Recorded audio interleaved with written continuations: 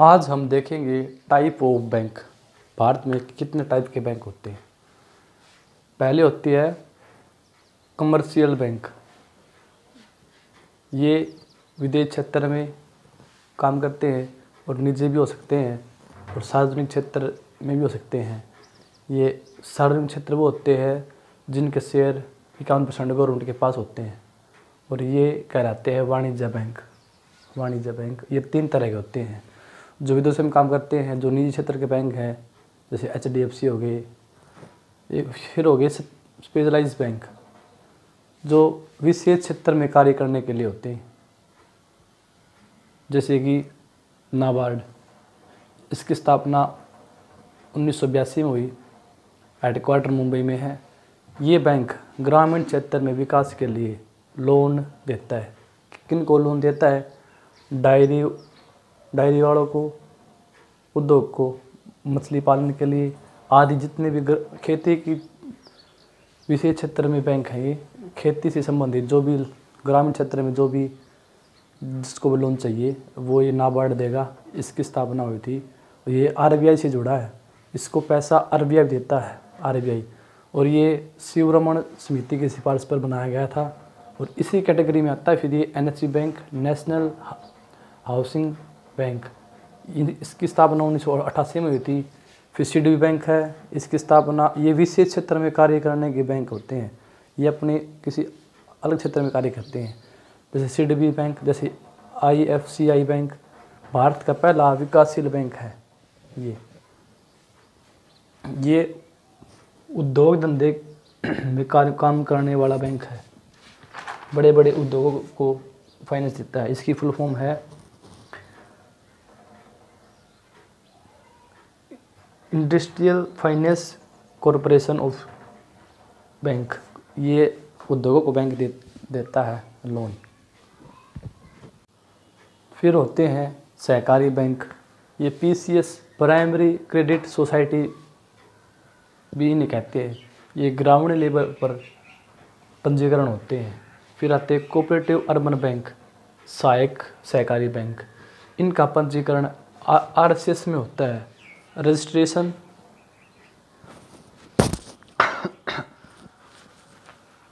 Of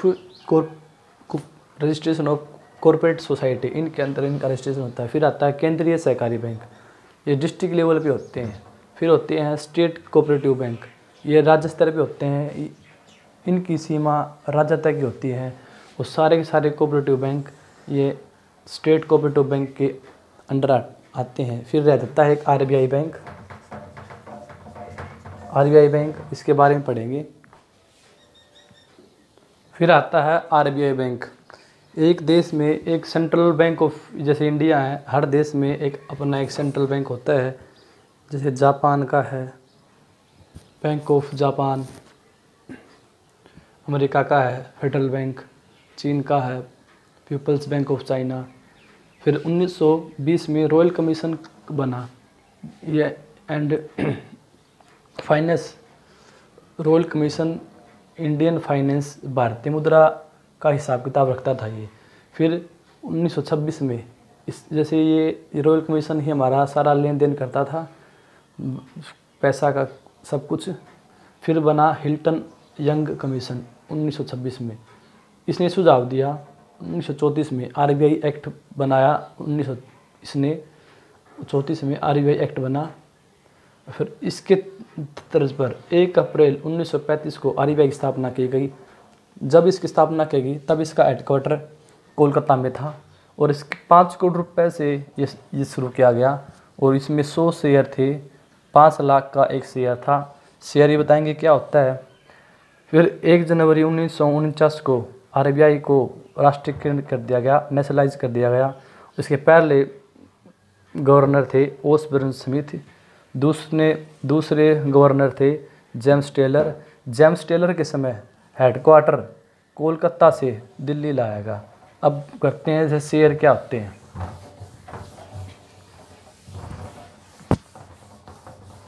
जैसे ये RBI है, ये 5 करोड़ रुपए से शुरू हुआ था। इसके कुछ हिस्से बना दिए गए, इसे 100 हिस्से बना दिए गए और प्रत्येक हिस्से का 5 लाख रुपए का था, जैसे प्रत्येक हिस्सा 5 लाख का था और 100 शेयर हो गई, 100 से इंटू करेंगे तो 5 करोड़ हो जाएंगे, ये 5 करोड़ इसकी वैल्यू। शेयर क्या होते हैं, हर कोई भी इस कंपनी के शेयर ले सकता है, अपना हिस्सा कर सकता है। इससे क्या होता है, शेयर इशू करने से कंपनी की वैल्यू बढ़ती है। जैसे समझो एक कंपनी है, जैसे इसमें 10,000 रुपये के शेयर है, 10,000 नहीं, 100 रुपये लगा लो, 100 रुपये हैं और इसने 10 शेयर इशू किए, 10 रुपये के 10 शेयर, जैसे 10 ये 10 ऐसे 10 रुपये के 10 शेयर कर दिए, 10 करेंगे तो 10 रुपये के 10 शेयर करेंगे तो ये 100 रुपये इसकी वैल्यू हो गई। अब ये इस कंपनी को, जैसे कोई XY कंपनी है, इस कंपनी ने शेयर इशू किए थे, तब उसकी वैल्यू थी 100 रुपये और इसने 10 रुपये के 10 शेयर बांट दिए गए और इसको 100 रुपये की ज़रूरत थी, इन्होंने 10 रुपये मार्केट से उठा लिए और 100 रुपये इनके पास हो गए। अब इस पूंजी पर इसको ब्याज देना पड़ेगा, नए कुछ करना पड़ेगा। अब ये इसके वास्तविक मालिक हो गए 10 रुपये वाले।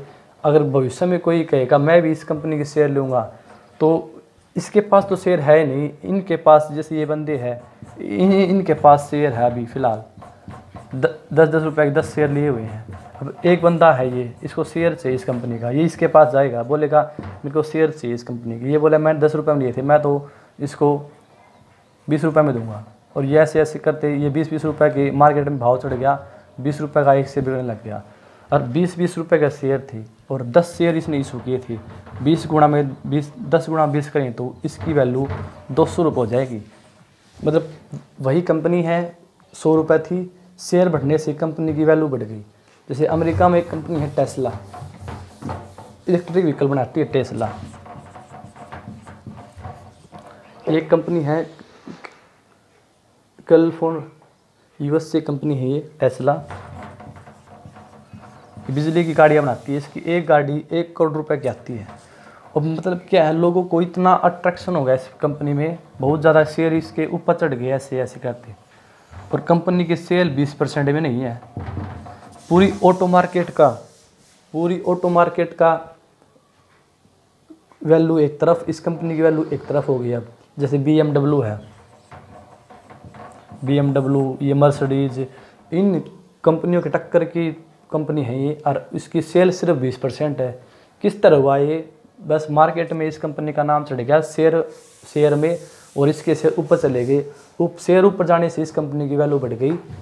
इस तरह होता है ये शेयर मार्केट। पहले जब RBI बना तो इसका 5 करोड़ रुपए की लागत से बना था, और इसके 10 शेयर इशू किए गए थे RBI में, 10 शेयर इशू। तीसरा गवर्नर बना इसका CD देशमुख, 1943 से 1949 तक। इसके समय ही राष्ट्रीयकरण हुआ इसका। RBI का लोगो पूछे, ताड़ का पेड़ है, चित्तर बंगाल टाइगर है, पहले शेर था। ये आर्टिकल के तहत बना हुआ है, मतलब इसमें संविधान में इसका जिक्र नहीं है, ये बाद में बनाया गया है। ये एक स्वायत्त संस्था है, ऑटोनोमस बॉडी है ये। ऑटोनोमस बॉडी ये होती है, इसके ऊपर किसी का दबाव नहीं है, किसी मंत्री का या किसी ऐसे पॉलिटिकल लीडर का है, इसमें दबाव नहीं कर सकता। उर्जित पटेल, तभी तो अब उर्जित पटेल ने इस्तीफा दिया था। मोदी सरकार ने कहा, PM ने, हमें पैसे चाहिए, और ये बोल रहे अपनी पैसे आप, ये बोले हमको पैसे चाहिए, पर इन्होंने पैसे देने से इनकार कर दिया, और इन पे ऊपर प्रेशर बनाया कि आप हमारे लिए फंड रिलीज करें। पर इन्होंने तंग आके अपना त्याग पत्र दे दिया, बोले कि हम ये काम नहीं करेंगे, इसलिए उर्जित पटेल ने इस्तीफा दे दिया था। RBI के 3 प्रकार हैं। RBI के 3 प्रकार कैसे देखिए। इसके जोनल ऑफिस है, एक रीजनल ऑफिस है, एक सब ऑफिस है। जोनल ऑफिस ये अलग अलग राज्य में बनाए जाते हैं, जैसे कि दिल्ली में है, मुंबई में है, कोलकाता में है, और चेन्नई में इसका जोनल ऑफिस है। और इसकी एक 3 सहायक कंपनी और है, जिसे बोलते हैं सब्सिडरीज। सब्सिडरीज उस कंपनी को कहते हैं जिस कंपनी के शेयर 51%, जैसे RBI के शेयर है 51% इन कंपनियों के इसके पास, तो ये होगी सब्सिडरीज कंपनी। ये क्या करती है, इसकी सब्सिडरी कंपनी है, एक तो DICGC, deposit insurance credit guarantee corporation, जो बैंकों में जमा पैसा उसका इंश्योरेंस करता है 5 लाख रुपए। लगा ले अगर आपके आज खाते, जैसे ये बंदा है, आज इसके खाते में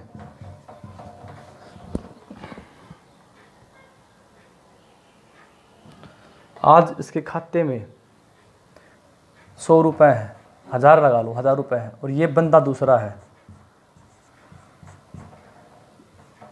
इसके खाते में 6 लाख रुपए है। ये क्या करती है, ये सब्सिडरीज की इसका पैसा रखाना, इन पैसों का इंश्योरेंस करती है। जैसे ये नहीं होती गाड़ियों का इंश्योरेंस, हेल्थ इंश्योरेंस, क्लेम वाली चीज़ें, भाई कभी दुर्घटना हो जाए तो आपको इतना पैसा मिल जाएगा। अब आप बोलोगे बैंक में क्या दुर्घटना होगी, बैंक दिवालिया भी हो सकता है। लगा लो आपका पैसा किसी बैंक में है, सारे के सारे बैंक आते हैं RBI के अधीन, RBI के पास ये कुछ पैसा जमा करते हैं बैंक खुलने से पहले, उस पैसे को बेच के आपका पैसा देंगे, तो इस पैसे का इंश्योरेंस होता है। कितना होता है, जैसे कि एक ब्रांच है उसमें दिवालिया घोषित हो गया, अगर आपके 1000 रुपये है ना, वो तो एज इट एज मिल जाएंगे आपको 1000 रुपये, पर जिसके 5 लाख रुपए है, सॉरी 6 लाख रुपए हैं, उसको सिर्फ 5 लाख रुपए मिलेंगे। मान लो इसके 10 लाख रुपए भी है ना, तो भी इसको सिर्फ ये सब्सिडरीज RBI 5 लाख की गारंटी देता है। पहले 2 लाख रुपए थी, अभी बढ़ा दिया 5 लाख कर दिया गया है। लगा लो किसी के पास 10 लाख रुपए है ना, 10 लाख रुपए है, तो 5-5 लाख रुपए अलग अलग बैंक में रखो, ताकि कभी दुर्घटना आ जाए तो 5 लाख का सिर्फ इंश्योरेंस देता है RBI। ये होता है NHB, नेशनल हाउसिंग बैंक, ये हाउसिंग को लिए लोन प्रोवाइड करवाता है। ये है BRBNPL, भारतीय रिजर्व बैंक नोट मुद्रा प्राइवेट लिमिटेड, ये RBI के लिए अधीन नोट छापती है। हम देखेंगे कि भारत में नोट छपने की प्रेस कुल 4 प्रेसें हैं नोट छपने की।